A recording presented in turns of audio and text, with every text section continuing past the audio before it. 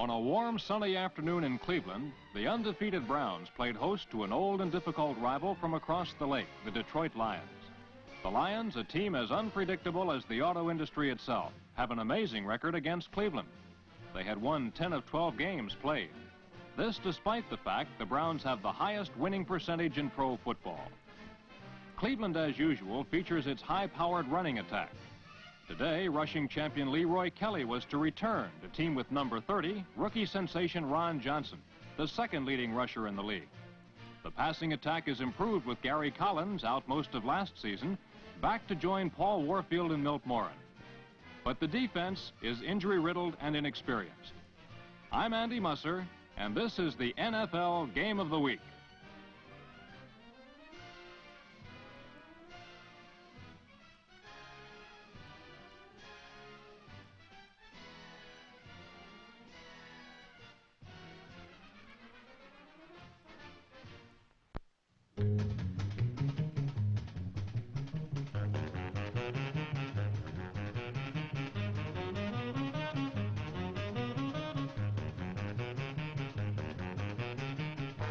Neither team even threatened to score in the early part of the first quarter. Ron Johnson ran well for the Browns, but Leroy Kelly appeared to be somewhat off form.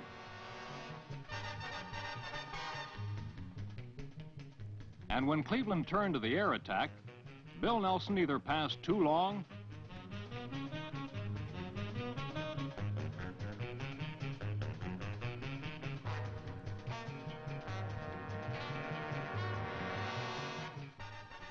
too short,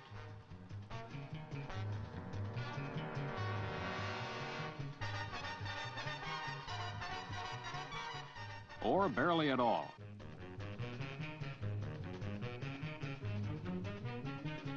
Detroit had trouble moving too. Holes either closed quickly for its runners or stayed open too long for its passers.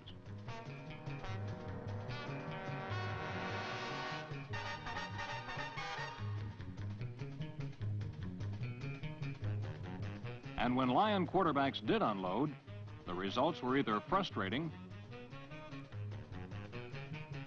or disastrous.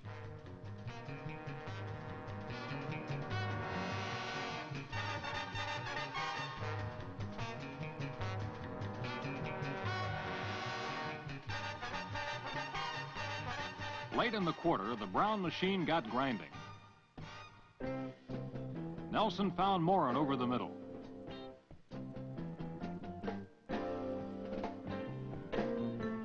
Then Paul Warfield made a sideline catch for a first down.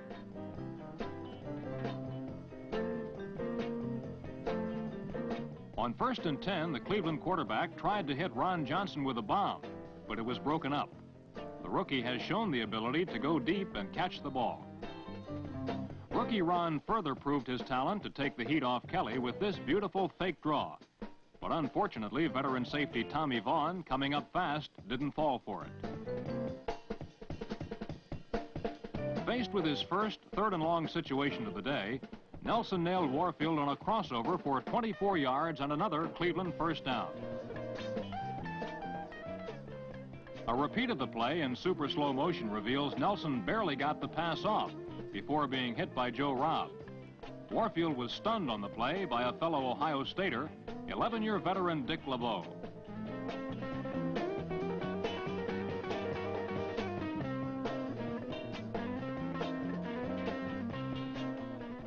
As might be expected, Warfield was a bit slow rising.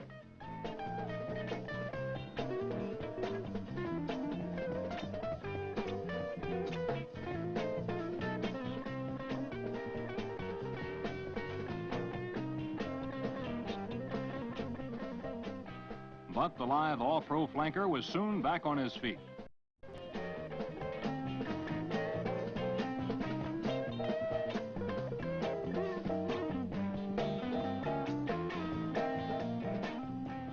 Nelson went back to Ron Johnson, who turned left end for 5 yards.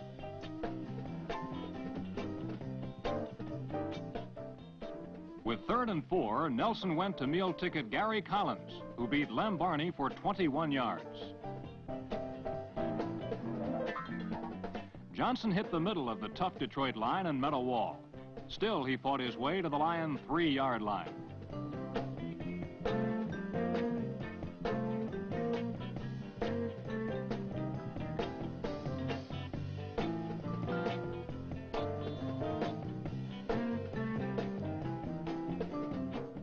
Then Nelson speared Collins deep in the end zone for an apparent score.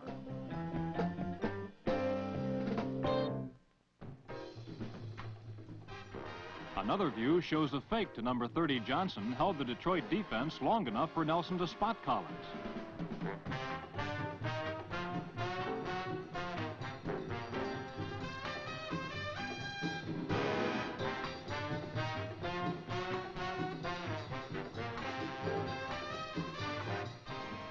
Unfortunately, the Browns were penalized for holding, and the ball was brought back to the 21-yard line.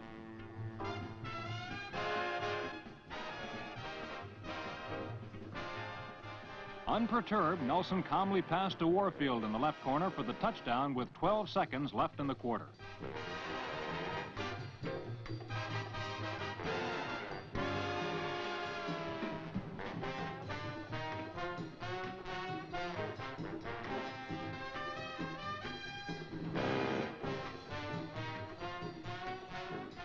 A repeat of the score shows the excellent protection Nelson received.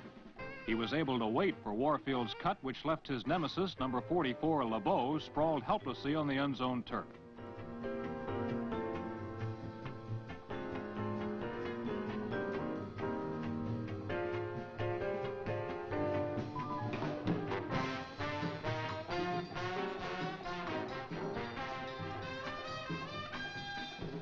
The quarter ended with Cleveland in front, 7-0.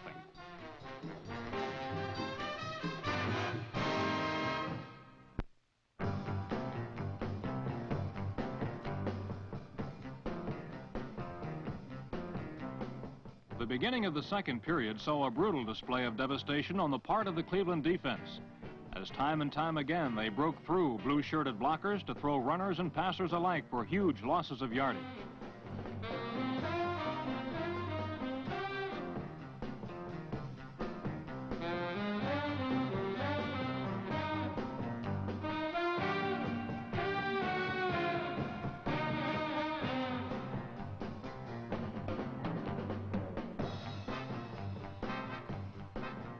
As you can see, yardage was not the only thing lost. A few tempers went by the wayside, too.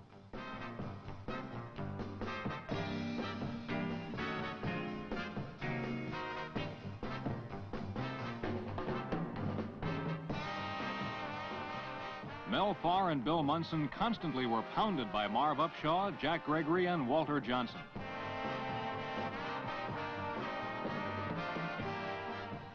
When Munson resorted to long-range trickery, he found Cleveland defenders waiting there also. Finally, the Lions got the big break. A Lem Barney punt was botched by the usually sure-handed Reese Morrison, and Detroit had a new life on the Cleveland 44.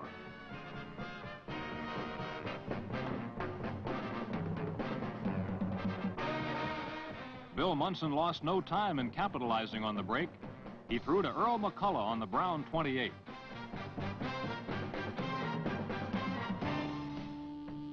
From another angle, we see that Munson had all day to spot his target, and then McCullough made a sliding catch of the underthrown pass for the first down.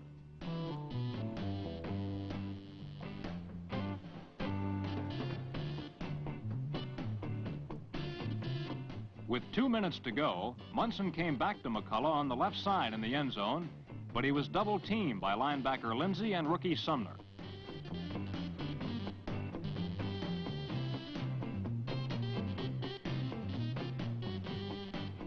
The quarterback threw to Larry Watkins for 20 yards and a first down. Dale Lindsey tried to swipe the ball away, and Watkins almost broke loose.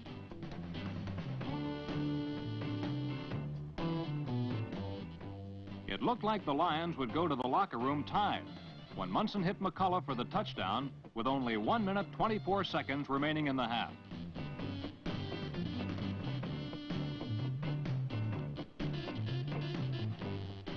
A repeat shows the Lions' strategy as Munson and McCullough worked on rookie safety Freddie Summers, number 20. McCullough had him beat by 10 steps.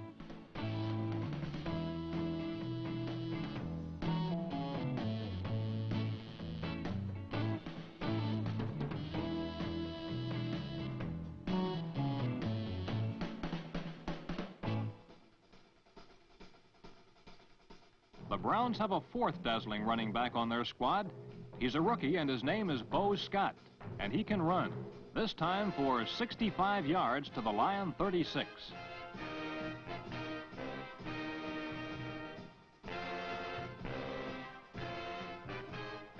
This return was the start of an incredible sequence of events. With little over a minute remaining, Nelson hit Warfield on a slant pattern.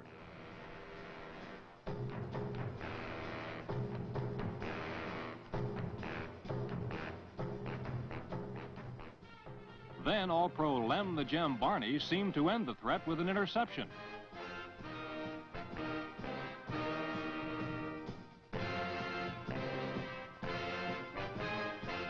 But Fred Hoagland recovered Barney's bobble on the 23.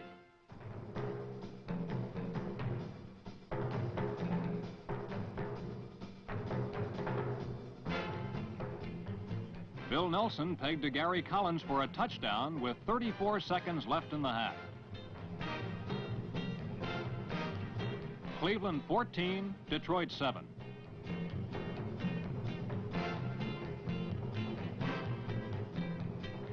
Marv Upshaw's kickoff was short but lethal as Charlie Lee recovered another Lion mistake on the 23.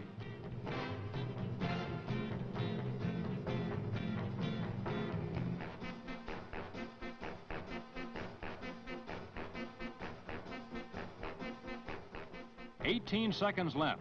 Nelson hit Warfield for 20.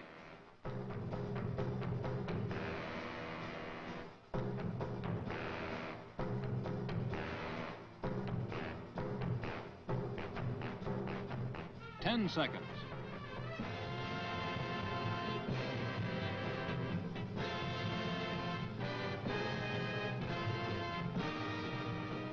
Nelson to Collins again on the right. The Browns had exploded for 14 points in the space of 34 seconds. Instead of a 7-7 tie, they now had a 14-point lead as the half ended. Cleveland 21, Detroit 7.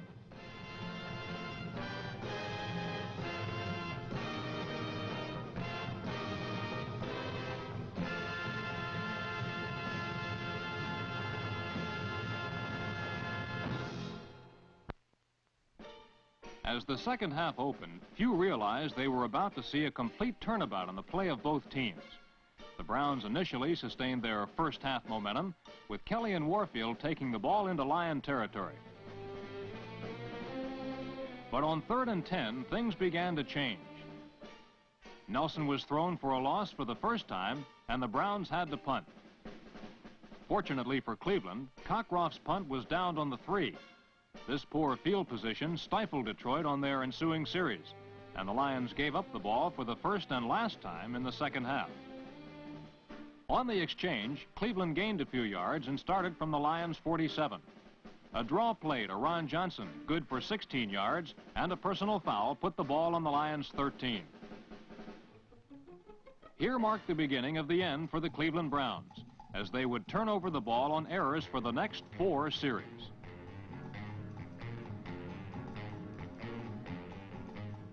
A repeat of the last play showed that number 84, Joe Robb's hands, may have been the cause of Nelson's inaccuracy on the attempted throw to Collins. Nelson seemed to be pressing more on each pass. Then the Browns' first costly error came when, on a field goal attempt, the snap went awry and Mike Weegar, number 28, recovered for the Lions on the Cleveland 49.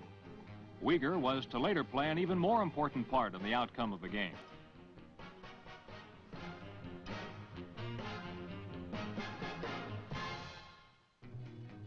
Bill Munson then led the Lions 49 yards in 9 plays, a drive highlighted by number 88, Charlie Sanders, the Lions' big, strong second-year tight end, perhaps the most underrated tight end in the league.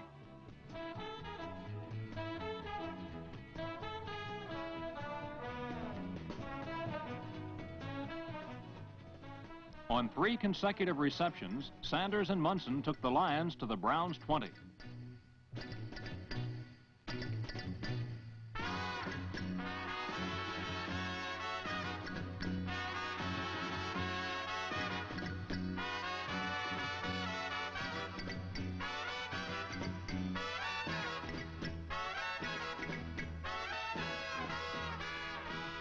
The Lions then thought they had a score when Farr raced into the end zone on a last-ditch swing pass, but a penalty nullified the play.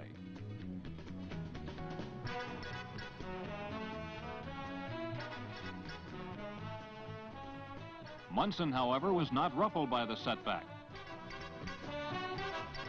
On the very next play, he hit receiver John Wright on a perfect pass in the end zone. Touchdown, Detroit. Our super slow motion camera shows that on the touchdown, Munson had superior protection, disdained throwing to his safety valve, and lofted a spiral toward the end zone. Wright had his man badly beaten and made a picture catch despite the waving hands of the defender.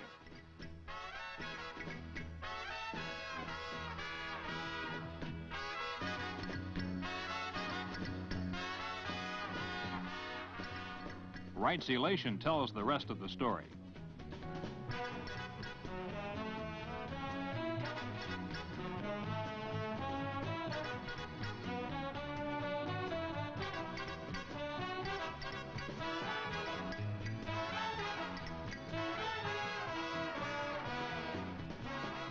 Browns 21, Lions 14.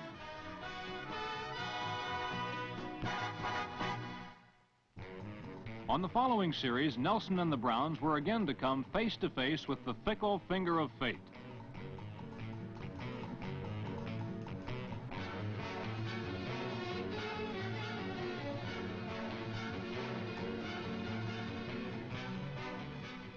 It began to look like their halftime locker room had been haunted. The Browns couldn't buy a break. After the 2 tipped passes, Nelson fumbled the snap on 3rd down, and the Lions recovered again in Brown territory. A repeat of the play shows that destiny in the second half seemed to be wearing blue.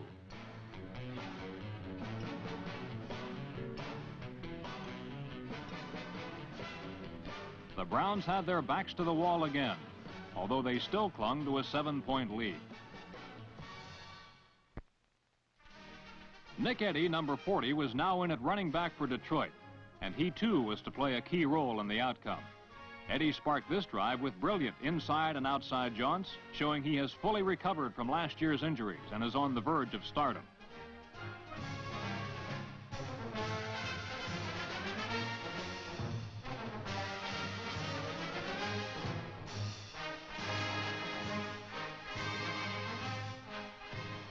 After Eddy had gained 18 yards and 3 carries, Sanders took a Munson aerial 12 yards to the 1 as the 4th quarter began.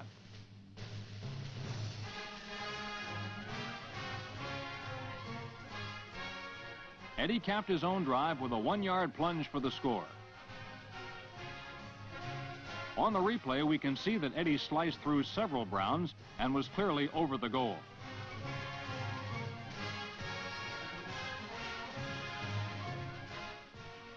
The game was now surprisingly tied at 21.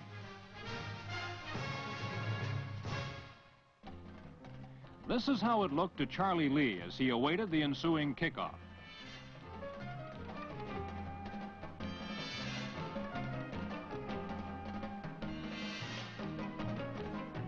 This is how it looked as he dropped the ensuing kickoff.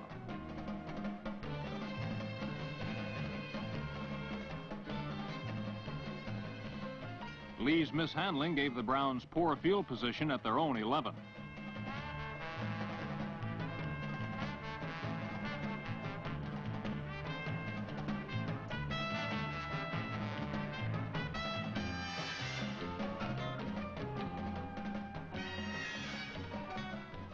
Then Nelson was intercepted by Dick LeBeau, number 44. And for the 3rd consecutive time, Cleveland had coughed up the ball on errors in execution. Nick Eddy and the Lions again wasted little time in capitalizing on the break. Eddy would gain 53 yards, playing only half the game today. Mel Farr ran a draw play for 8 through a huge hole in the Browns' right side. After a Munson run to the 2, Mel Farr was called on, and he answered with a 2-yard burst over left tackle for the score.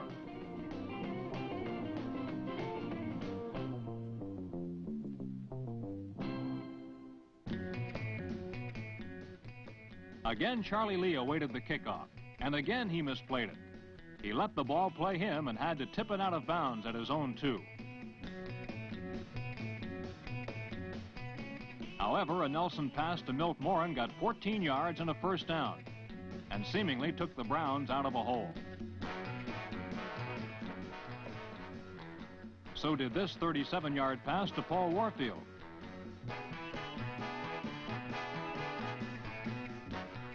But, once again, a costly penalty nullified the game. So Nelson went right back with a bomb to Warfield. Result? Interception by Mike Weger, his second big play of the day. On a repeat of this game-saving play, Nelson had time and got his pass away cleanly, but he underthrew Warfield, and the opportunistic Mr. Weger was there to make a picturesque steal of Nelson's pass, and with it, the game.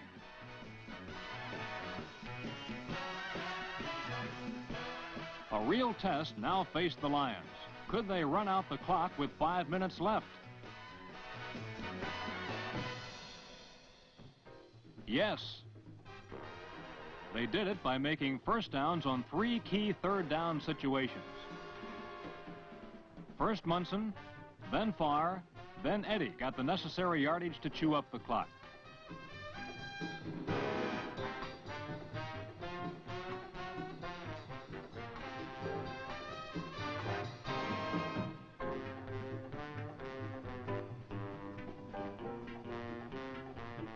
When it was all over, a new breed of Lions had emerged with a 28-21 upset of the previously undefeated Browns. And Lions coach Joe Schmidt in white may have stopped losing his hair, at least for another week.